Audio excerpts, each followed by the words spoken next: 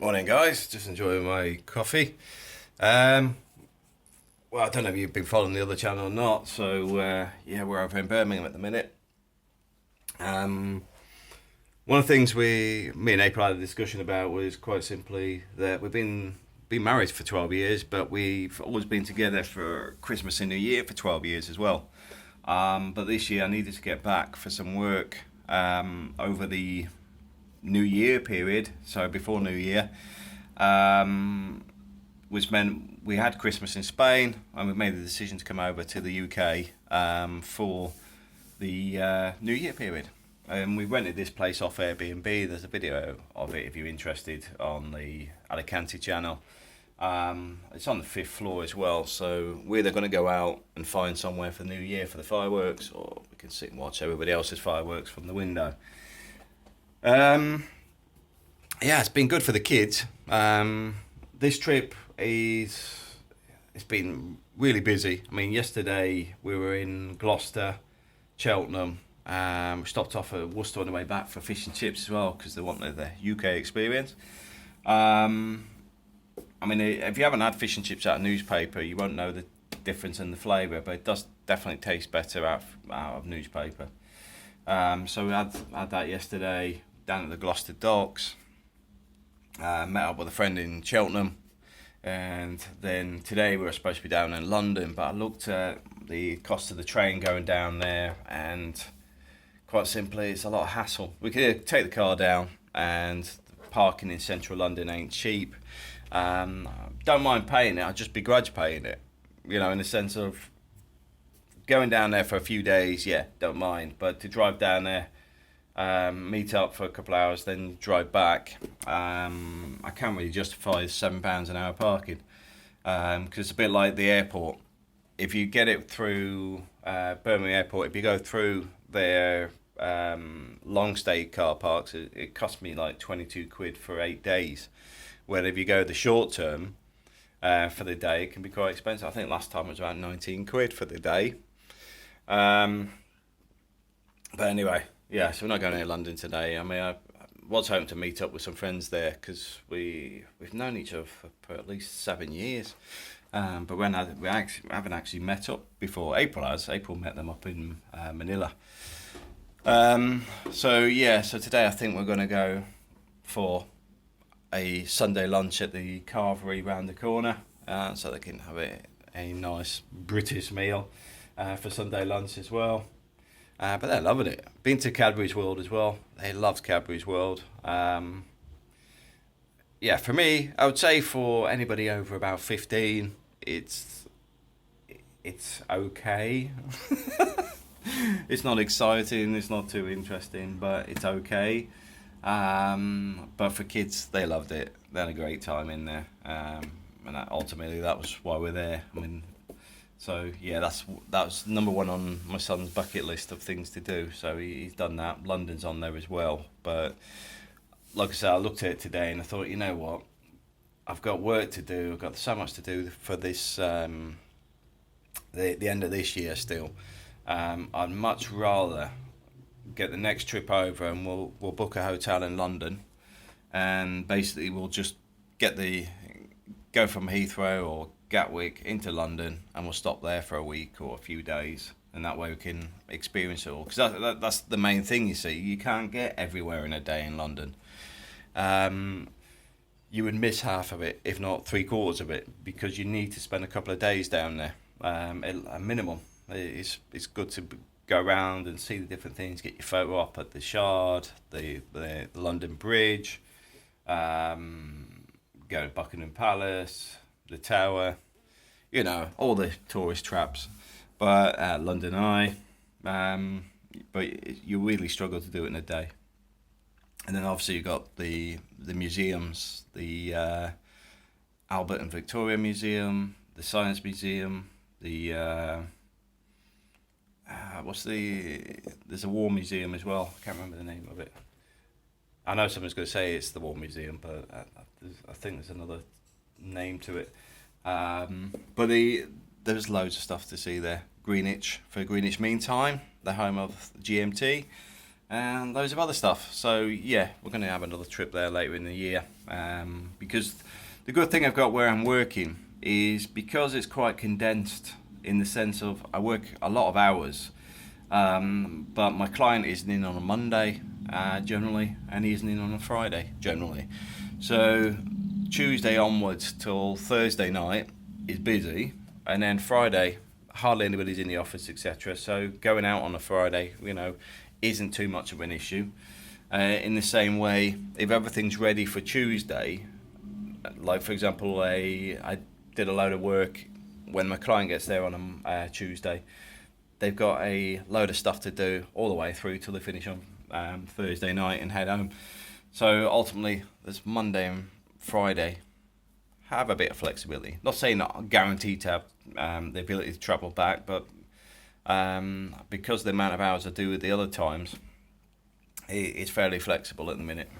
And I don't see that changing too much, simply because of the amount of work that's involved. It is a very, very busy contract. But suits me. A, I like being busy, but B, maybe opportunities to move up the ladder a little bit. We'll see. But yeah, enjoying it. Had a good Christmas as well. Kids were really happy. Had a couple of Christmas parties because I was got invited. I had a few things I had to do before I left Spain, and none of them got done because we got invited to. When I got there, got invited to a Christmas party because we weren't going to be there now. So that was the first one. There was an early party, and then I got contacted by another friend who wanted another party. So then by the time we'd done all that, it was sort of like, okay, I just want to chill out for a bit, do a day's work. So, I had to sit and sort some spreadsheets out, and then we flew over here. But yeah, the kids are loving it. I know I'm going to get trolled with somebody saying, oh, well, if the UK's so great, why are you always negative? It's like a lot of places. Great to visit, not so great to live. And I mean, where I'm working at the moment, I heard yesterday that some of my friends actually live in that same area are moving out. They're looking to get out of there because it's declined so much in the last few years. And I've got to admit, it's depressing, that area. It's not what it used to be. I don't know, it's drug abuse or whatever. I mean, I know there's an influx of migrants that are working in that area, and I do sort of query why so many of them are in bloody tents and whatever, because financially I'm sure they could rent places, but they're simply not doing it. They're going for the cheapest option. So yeah, I mean, these development, these false shanties sort of thing. I mean, I'm not saying that you've got like 50 tents in one area or whatever, or 500, but the point is a lot of it is migration. It is not poverty. So saving the money and taking it back to the east, east of the sea, back into Europe. So that sort of stuff it does bring the area down a fair bit. Along with there does seem to be a big drug problem in that area. Now I've got to admit, it's not like it's you're living in a rough area. No, I'm not. That's the thing. It's a very big area, and it's there's a lot of nice parts to it. It's just the fact that it's a what do you call it? It's a commuter zone for London.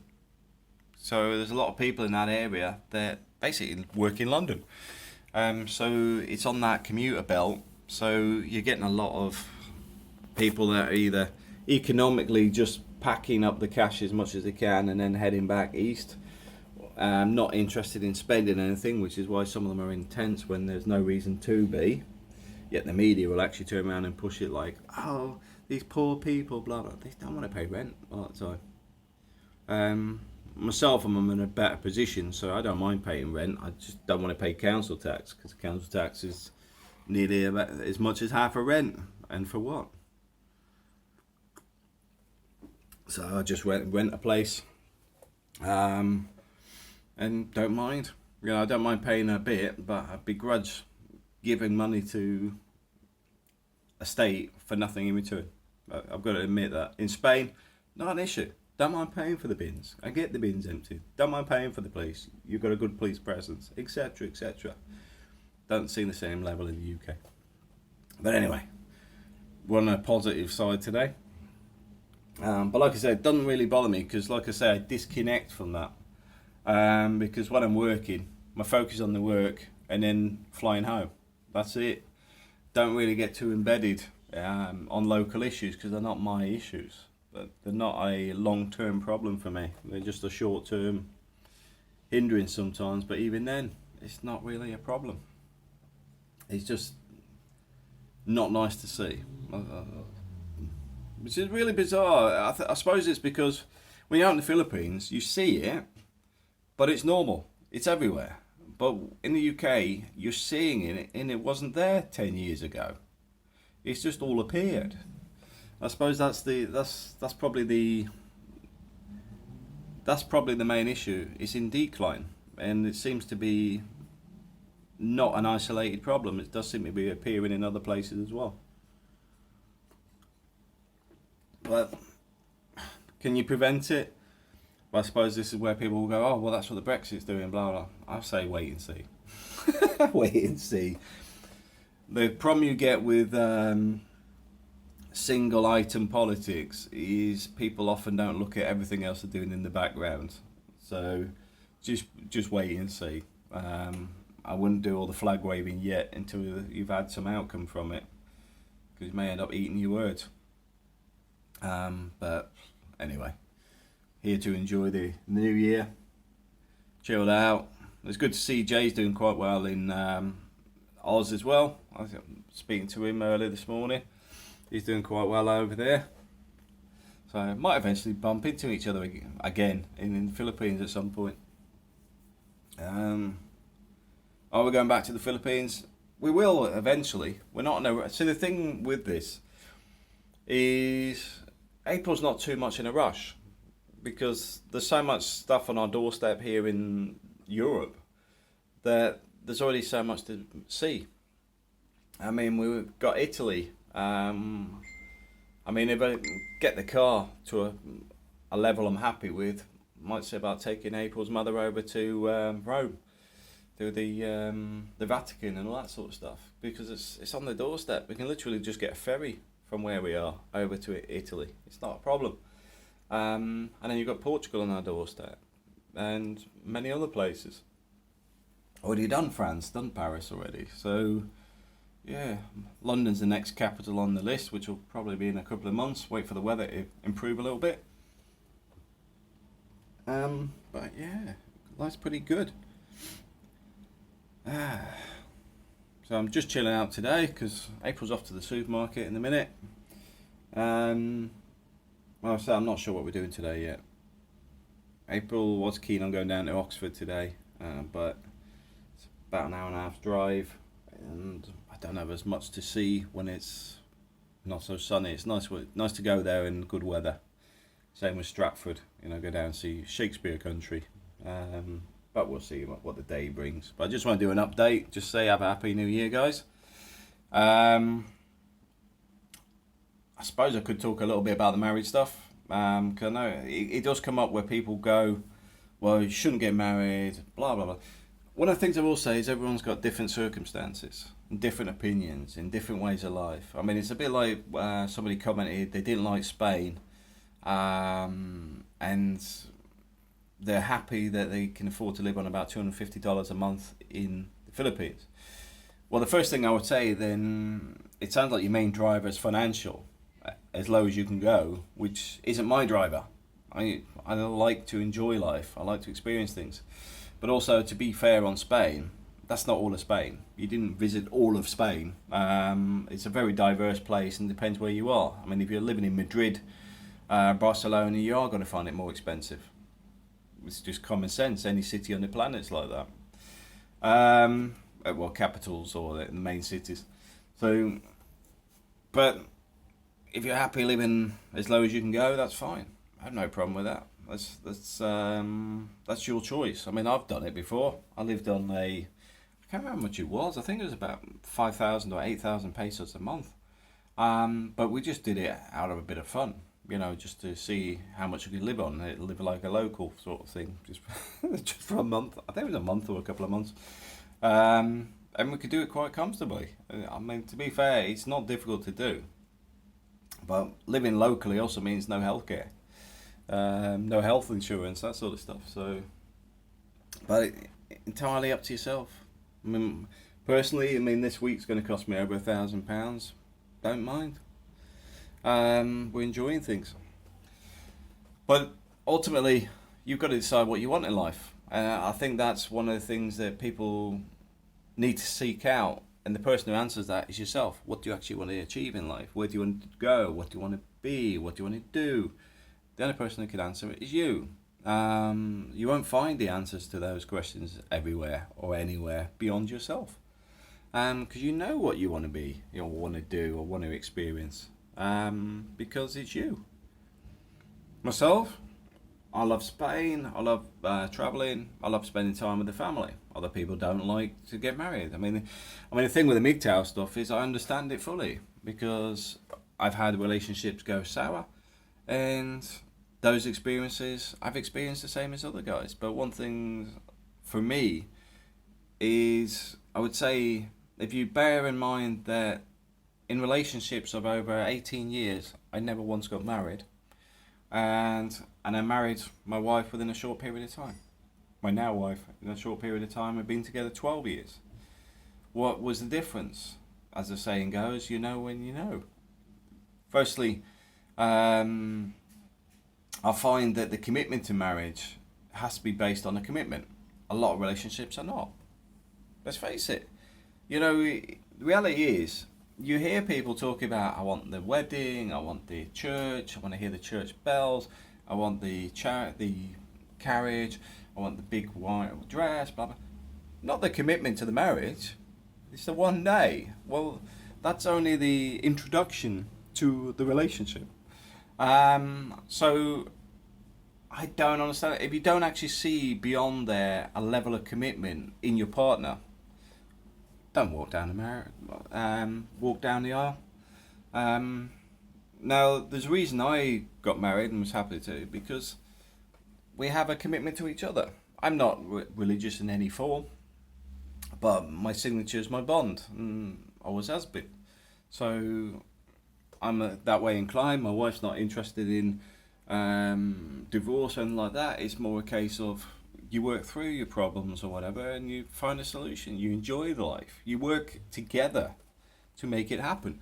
Now, I've got to be open on this. I do find that the reasons that the figures are dropping on the divorce rates in the UK is simply that less people are getting married, which does ask the question, is it less people are entering marriage in a less Disney way, which is only the beginning of a fairy tale ending? They tell you happy ever after.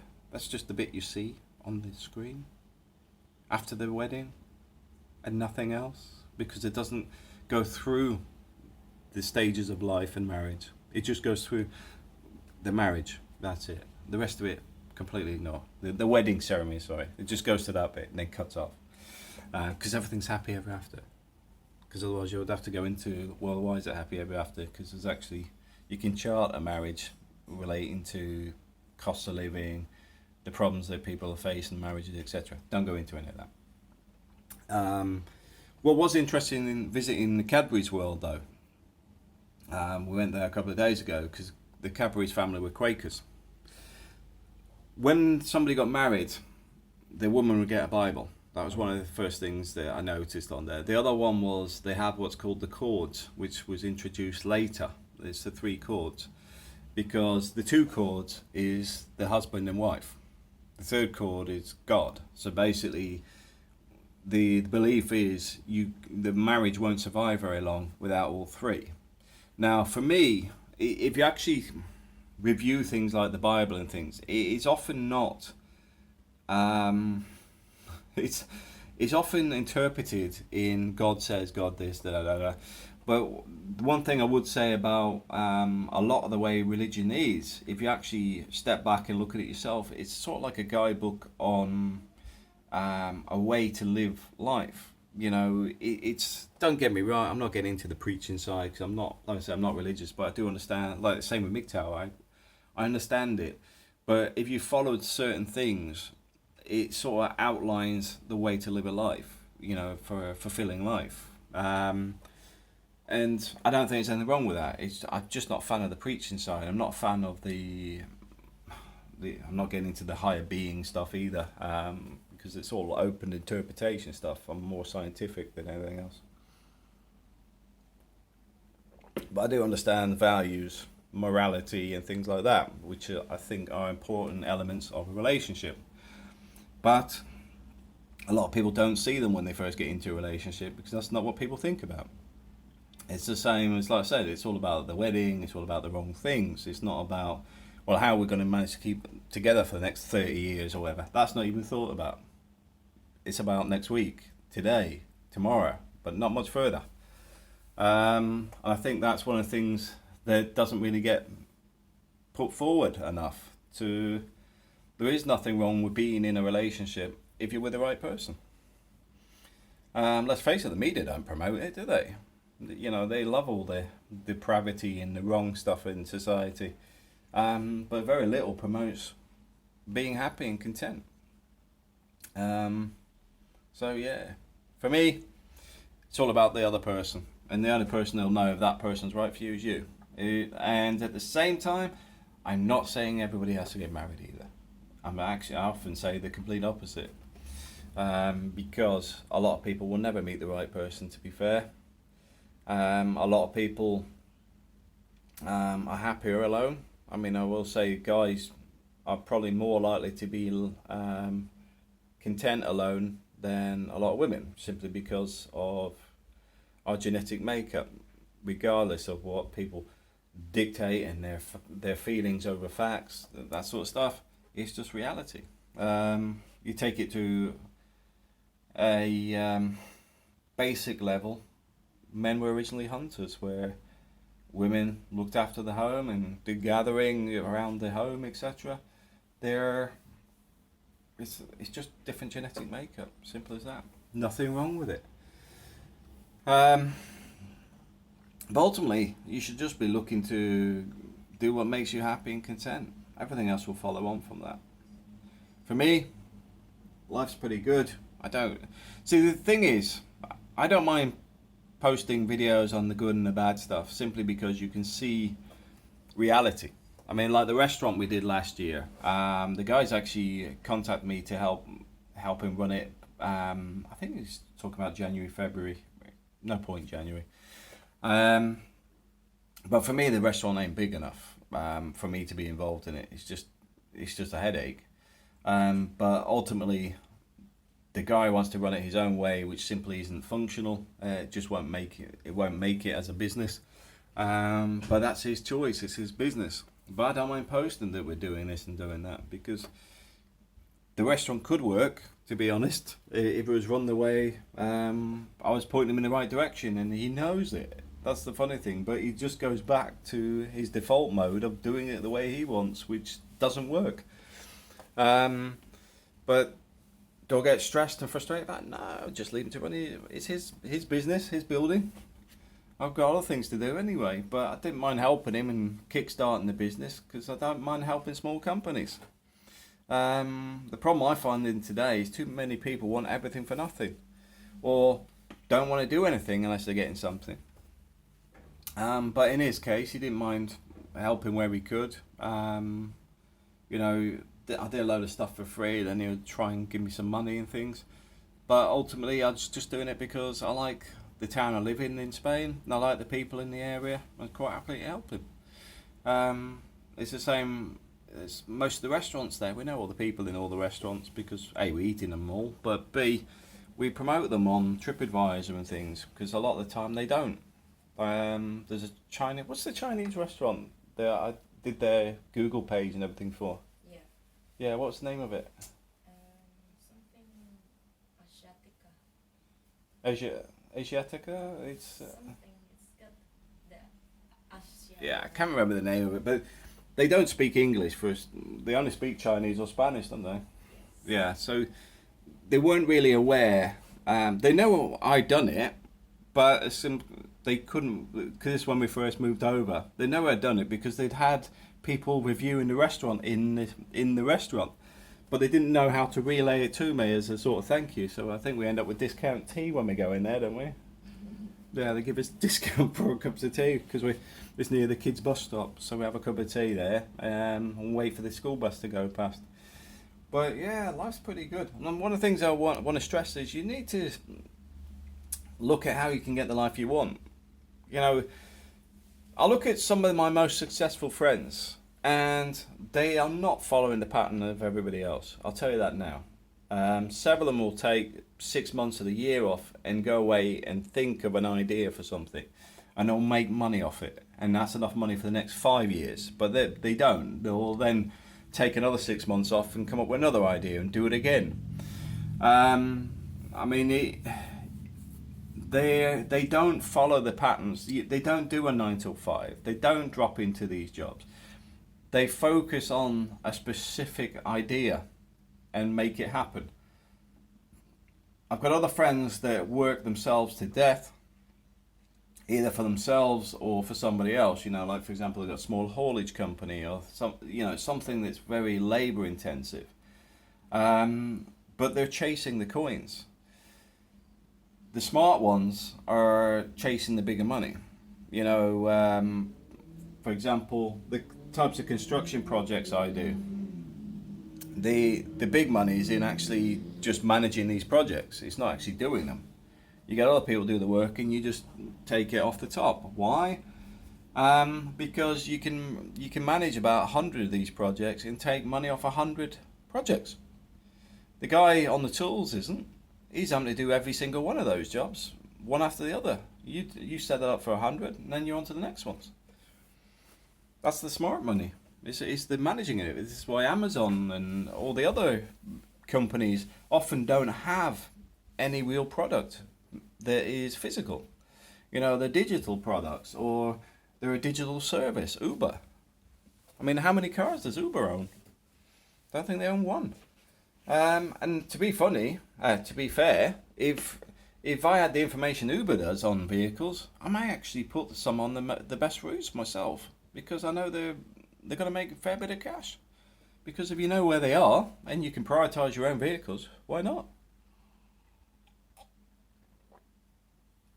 So a lot of it is thinking out the box. It's like the call centre. People keep asking me, can I find them clients? Well, the call centre industry for me, I don't mind the help desk side, but I'm not interested in sales. I absolutely hate it. I mean, I can sell things when I need to, but generally it's not an industry I like. I don't like people calling me myself, so I'll be a bit of a hypocrite if I proactively encouraged people calling other people. So no, I won't help get customers. We have made money at doing sales and stuff, but ultimately it's not an industry I like. Help desk stuff I do like, because you're actually providing a solution to a problem.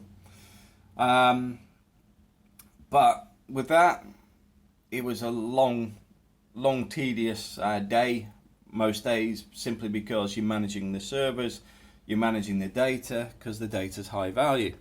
Because either you've got the conversion of sales, and believe me, people will sell your data given half the chance, or it was dealing with clients to make sure they paid you. It was hard work. But I know a lot of people want to do it because it does pay well.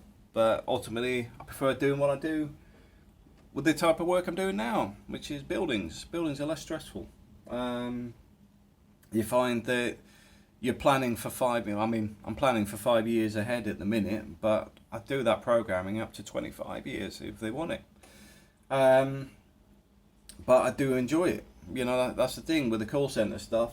It's just constantly bang, bang, bang. You've got to be constantly dealing with customer complaints, customers, clients, and it's just so labour intensive. So I would say the best solutions are ones that you can do remotely.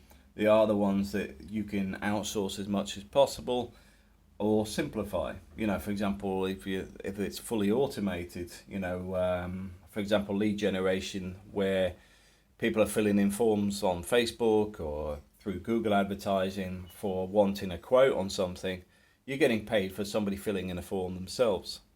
Those are the best things to make money on. But anyway, that's enough nattering for today. Myself, I've got some other ideas in my head at the minute, but I'm not allowed to actually do them while working for another company. It's just part of my contract. Anyway, thanks for watching.